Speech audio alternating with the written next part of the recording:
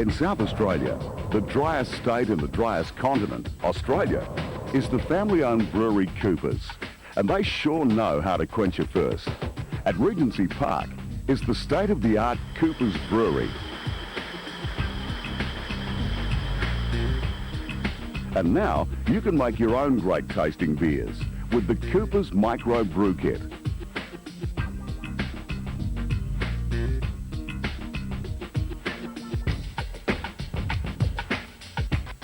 Coopers is the only remaining family-owned brewery in Australia. In fact, Thomas Cooper gave up being a shoemaker and started brewing beer way back in 1862. That's over 138 years of brewing experience, family brewing experience. And that's why the Coopers kits are #1 in the world. Quality, great ingredients, family tradition, easy to make, easy to drink. Coopers is the largest supplier of homebrew concentrate in the world. Coopers brewers are continually developing exciting ales and lagers. The extensive range has a style of brew to suit every taste. Coopers have taken all the guesswork out of home brewing. All you have to do is get a kit, follow the 4 easy steps, and in about 20 days you'll be drinking your own handcrafted beers. And to show you how easy it is, I'm going to take this kit round to a friend's house, Lisa, and we're going to brew it for you. This video is designed to provide an overview of how to get on with making your first brew. But to ensure the best results, follow the comprehensive instructions booklet included in your kit. G'day, this is Lisa. Hi. And believe it or not, Lisa has never brewed a beer before. Have you? No. And we're going to today. You're going to prove to me how easy this is. Indeed. It's a very simple process. So what's in the box? Well, we start with opening the box. In the box, Coopers have made it incredibly easy. In fact, in the box are 30 plastic bottles so that you can start brewing straight away. The fermenter. Okay, the fermenter. Okay. In the fermenter is everything you need. Mixing spoon. Yep, mixing spoon. 1 kilo of sugar. Right. Which we put in the fermenter with some boiling water. And of course, the most important ingredient. The beer. Beer. That's our instruction booklet. So will you be needing this? I might. I'll refer to it. And this is the video which you're now watching. We have some lollies. Actually, they're called carbonation drops, and you put either 1 lolly in a small bottle or 2 lollies in a large bottle of beer, and it helps the beer ferment in the bottle and gas it up. It's called a hydrometer. Right. Now, I don't know why, but they call that a little bottler. It's not that little, is it? No, it's not. It's called an airlock. It goes in the lid of your fermenter and it stops oxygen getting into your beer. If oxygen gets into your beer, it can ruin it. Okay. A thermometer which sticks onto the fermenter and tells you what temperature your beer is fermenting at. And the tap. Yeah, the tap. We screw that in. And that's it. Simple.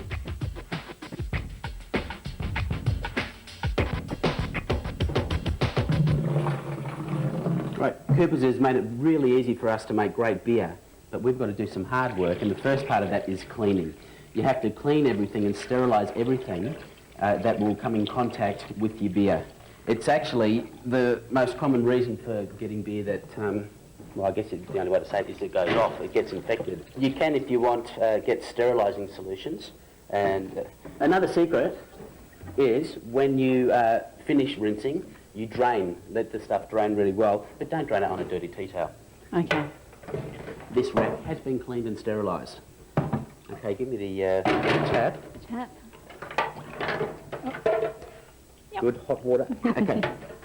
The other thing is when you do clean, make sure you clean all this, the threads, because that can get infection in there too.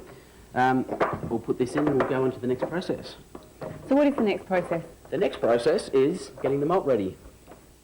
While we can wait for everything to drain, the malt.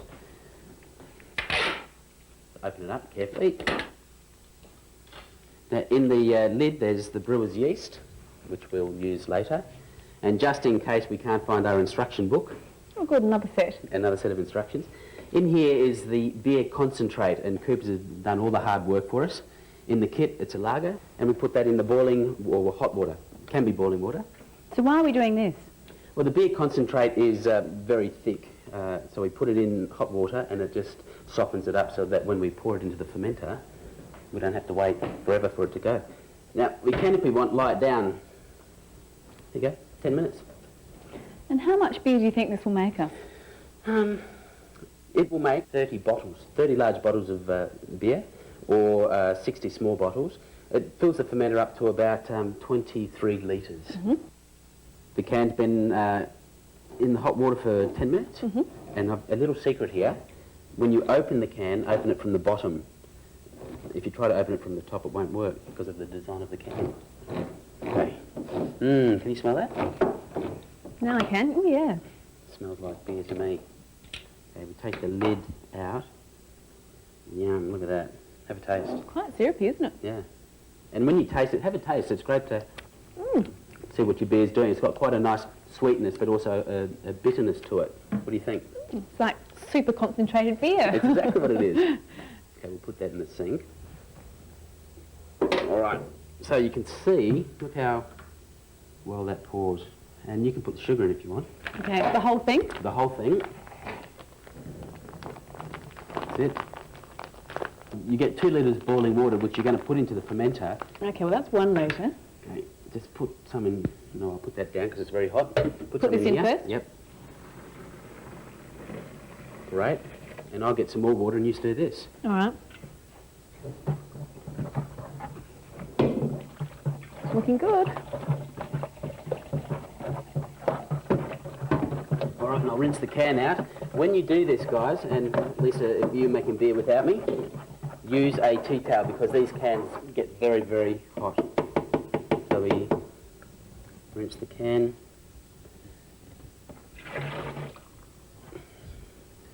And then make sure you add the rest of your 2 litres of water. Now Lisa's going to stir this for about 3 minutes until it's all dissolved. And then we'll add up the rest of our water up to 23 litres. Okay. I think we'll take turns at this. Also, when you're using your water, you can use tap water or you can use boiled water, or like we're going to today, we've got some really, really good spring water. Is it dissolved? Yep. Good. All right. Stand back.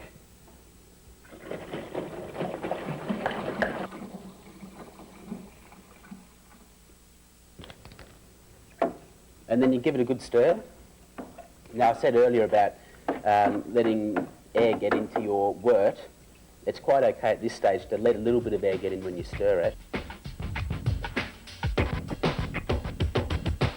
Step 2, brewing. The most important thing about this is temperature. Mm-hmm. So, can you put the thermometer on? Sure. Now, why is this so important?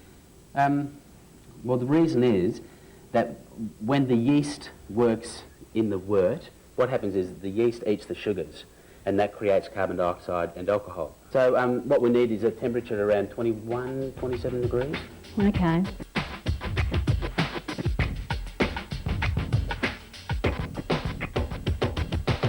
Well, ours is 24. 24, that sounds perfect. Good. So you can put the yeast in.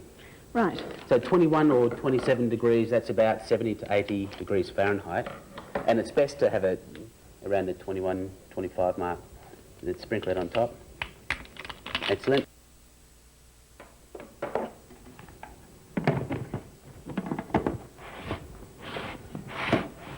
Then you put the airlock in, and what this will do is, if you can, we'll cut away to a close shot in a minute, but there's water in this airlock and it stops any oxygen or any air or any bugs or nasties coming back down into the beer while it's fermenting. This allows air to escape. I can't do it, but keeps the beer safe.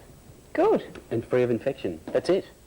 Now we have to wait about 6 days until we can bottle it.